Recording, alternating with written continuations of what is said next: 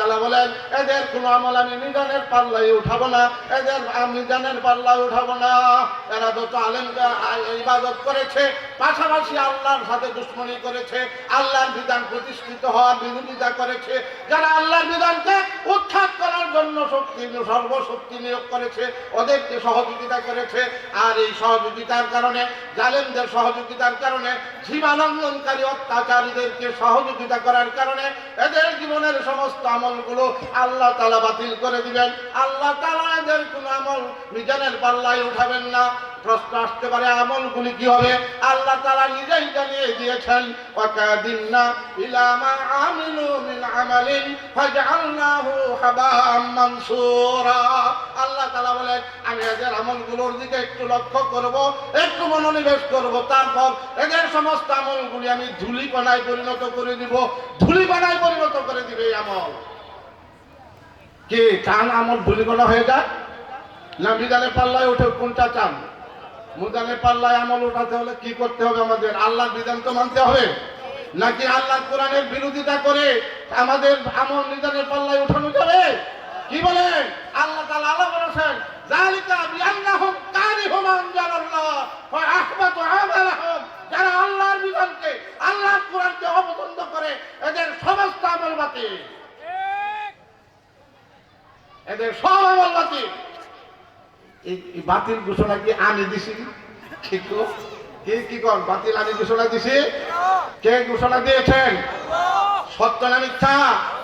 এই কোরআনকে অপছন্দ আমরা করব না কোরআনকে ধরবো, আঁকড়িয়ে ধরবো? আঁকড়িয়ে ধরতে হবে না?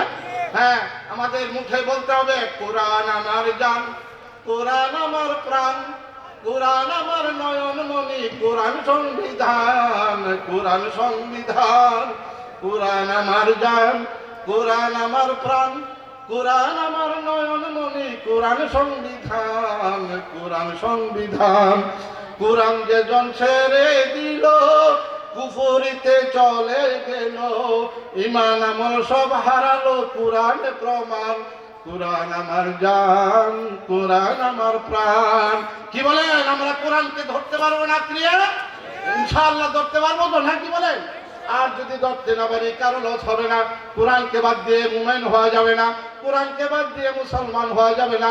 আপনি মুমিন হতে চান, মুসলমান হতে চান, যা কিছু হতে চান, কোরআনকে আঁকড়িয়ে ধরতে হবে। আর যদি কোরআনকে আমরা আঁকড়িয়ে ধরতে ব্যর্থ হই, কোরআনের যদি আজকে আমাদের দেশে, আমাদের সমাজে, সারা বিশ্বে যে অত্যাচারের স্টিমরোলার মুসলিম জাতির উপরে চলতেছে, তার একমাত্র কারণ আমরা নিজেরাই এই পরিণতির সম্মুখীন হয়েছি, নিজেরাই নিজেদেরকে বিপদগ্রস্ত করেছে। আল্লাহ তাআলা জালেম না, আল্লাহ তাআলা কারো উপর জুলুম চাপিয়ে দেন না।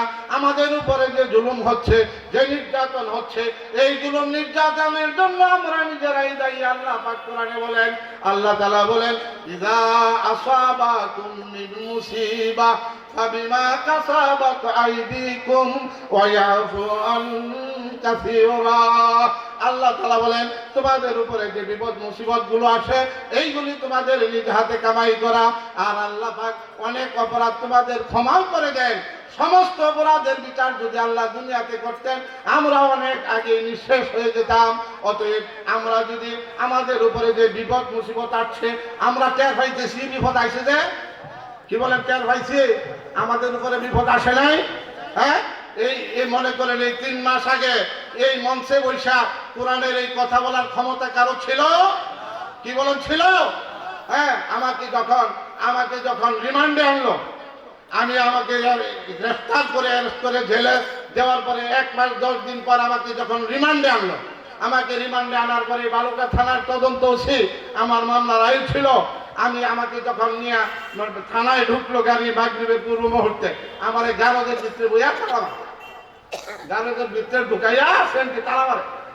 আমি কই না তালা মারতেছ, নামাজের সময় হয়েছে, দেখো আমি নামাজ পড়বো, আমার নামাজের ব্যবস্থা করতে হবে। কিভাবে করবা তুমি দেখো, আমার ওজুর ব্যবস্থা, নামাজের ব্যবস্থা করতেই হবে। এই বেড়া গেছে দূর হয়ে যে আয়ু তদন্ত ওসি তার কাছে কয় হুজুর আসামি তো বলে নামাজ পড়বো, এখন কি করা? ধরে বাদ করে লই আস, লয়ে গেছে বাদ করে তার রুম, কয় আমার বাথরুমটা খুলে দাও। দিছে খুইলা ওজু টুজু করে বাড়ি আইছি। তার এবং চেয়ারের পিছনে একটু খালি জায়গা, এখানে একটা জায়নামাজ বিছানো। আবার বললো যে হুজুর আমি তো আপনাকে মসজিদে পাঠাতে পারবো না, এই ক্ষমতা তো নাই, কাজে নামাজটা একটু এইখানেই করে নেন। ঠিক আছে, আমি একখানে করলে আচ্ছা নামাজটা আদায় করলাম। নামাজের পরে উনি হয়তো আমার একটু দেখছে বা একটু চিনা হয়তো হইতে পারে, আমি ভালো করে সবসময় থাকি, কথাবার্তা বলি। তো আমি ছেলেটিকে বললাম চলো আমাকে দিয়ে আসো আমার জায়গায়। বললো যে না একটু বসেন। তার সামনে যে একটা টেবিলের সামনে কয়েকটু বসেন। আচ্ছা বসলাম। ও তার একটা লোক আছে, তার চাটা বানায় দেয়, ঠ্যাং ল্যাংরা, কাশেম নাম। কাশেমরা বলে কাশেম চা বানাও। তো কাশেম চা বানাইছে, আর আমার লগে উনি একটু আলাপ সালাপ শুরু করছে, আমিও আলাপ শুরু করছি। তো আমি যে আলাপ করি উনি খালি আমার মুখের দিকে বারবার তাকায়, কারণ আমার আলাপের মধ্যে কোনো বেজাল টেজাল নাই, ঠাস কথা, অহংকার উপায় নৌকে ঠাস কথা। আলাপের এক পর্যায়ে বললাম, তার সাথে অনেক আলাপ হয়েছে, বোধ 40-45 মিনিট সময়। তো এক পর্যায়ে বললাম যে দেখেন আপনি আমার ঘুমতে উঠাই না, আমার জেএমবি মামলার মধ্যে ঢুকাইয়া কোর্টে চালান দিচ্ছেন, আপনার ক্ষমতা ছিল, আপনার হাত দিয়ে লেখছেন আমি জেএমবি সদস্য, চালান দিছে। আজ 1 মাস 10 দিন হাজতে থাকার পর আজকে আবার রিমান্ডে আছেন। আমার কাছ থেকে এই জেএমবি তথ্য আপনি বাইর করবেন, উদ্ঘাটন করবেন। জেএমবি কি, আমার লোকে আর কেনা জেএমবি এটা লেগে কি আনছেন, এটাই তো নাকি আর তো কোনো উদ্দেশ্য না। আমি কি তথ্য দেব? জেএমবি তো আমি জীবনে চোখে দেখি নাই, জেএমবি তো আমি জীবনে চোখে দেখি নাই, আপনাকে আমি কি তথ্য দেব? তারপরে যাই হোক, তারপরে আমি মনে বললাম দেখেন আমারে জেলে দিয়েছেন, রিমান্ডে আনছেন, কি করবেন তা জানি না, আপনি জানেন, আল্লাহ জানে। আমার ফাঁসি হতে পারে, সারা জীবন জেল হতে পারে, তারপরেও কোনো টেনশন নাই, কোনো পরোয়া নাই, কোনো টেনশন নাই, কোনো পরোয়া নাই। ওই যেমন এই বলছিল ইয়ার জাদুকররা বলছিল মুসা আলাইহিস সালামের সময়, তাই ফেরাউন যখন বলছিল আমি তোদের হাত পা উল্টা দিতে কাটাম, এই বিভিন্ন হুমকি দিছিল, ওরা বলছিল আলুলা দয়রা, আমরা এটার কোনো পরোয়াই করি না, তুমি আমার কি করবো? আমি ওরকম বললাম, আপনি জানে খুশি দেন, আমার কোনো টেনশন নাই। কেন নাই?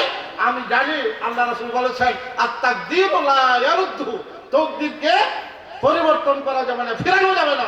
আমার তাকদীর আল্লাহ যা লিখেছে তাই হবে, কোনো টেনশন নাই। তবে আমার টেনশনটা আপনার জন্য। দাঁড়া তো ওই যে মুহাদ্দিস চাইছে এই আসামি কোন জায়গায় আসামি রিমান্ডে আইসে, তার লাগে টেনশন নাই, টেনশন আমি দারোগার লাগি। এ আবার কোন দেখতে আসাম, মুহের দিকে তাকাই দিচ্ছি, তাই কয় হুজুর কথাটা বুঝলাম না। আমি কই না বুঝারই তো কথা, এই কথা আপনি যদি এত সহজে বুঝবেন, এই কথা বুঝবার শিক্ষা তো আপনি অর্জন করেন নাই, আপনার বাবা মাও আপনাকে এই শিক্ষা দেয় নাই, বুঝবেন কোত্থেকে? তারপরেও কইতেছে হুজুর আসলে আমি বুঝি নাই। আমি বলে তাইলে আপনি কি মুসলমান? নাম লেহা পাঁচটা আছে, হরজত আলী নাম আছে জুলেলা বুকের মধ্যে, হরজত আলী লেহার নাম। তারপরে জিজ্ঞাসা করি আপনি কি মুসলমান? কয় হ্যাঁ অবশ্যই মুসলমান। কেমন মুসলমান? মুসলমানের মধ্যে অনেক প্রকার আছে, আপনি কোন প্রকারের মুসলমান? কয় মুসলমানের প্রকার। আচ্ছা আর কথা লম্বা বলেন যে আপনি কি কোরআন বিশ্বাস করেন? কয় হ্যাঁ। কোরআনের কথা সত্য? বলে হ্যাঁ সত্য। বিশ্বাসও করেন? হ্যাঁ করি।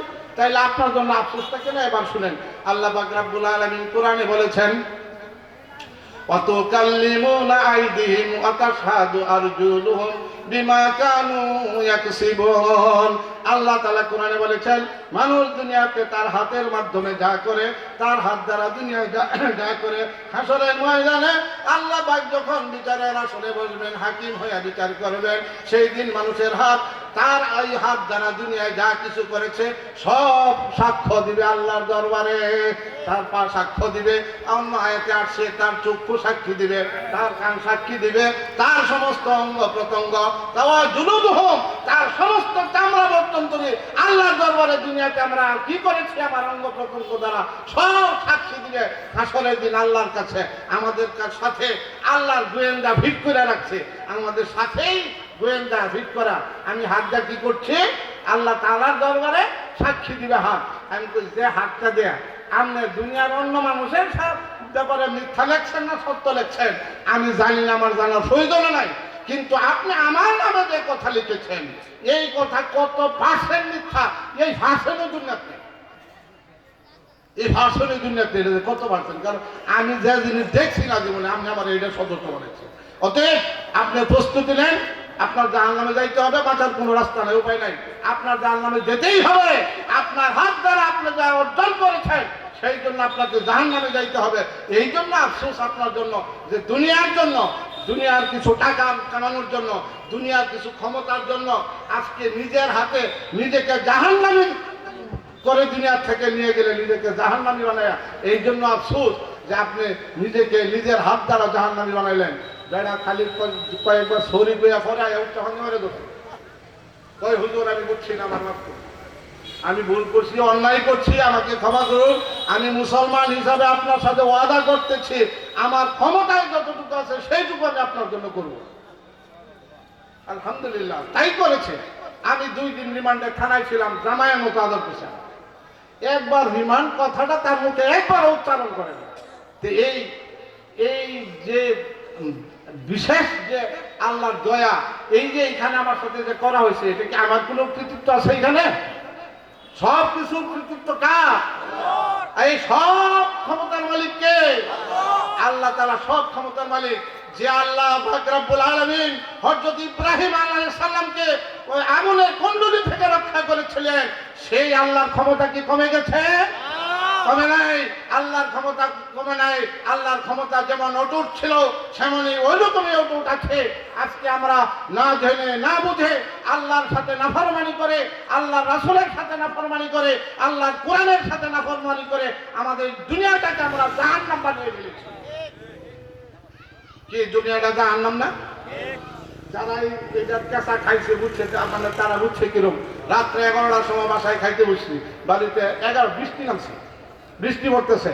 এই সময় একজন বাড়ি থেকে ফোন দিয়েছে, আপনি কই? আমি বাড়িতে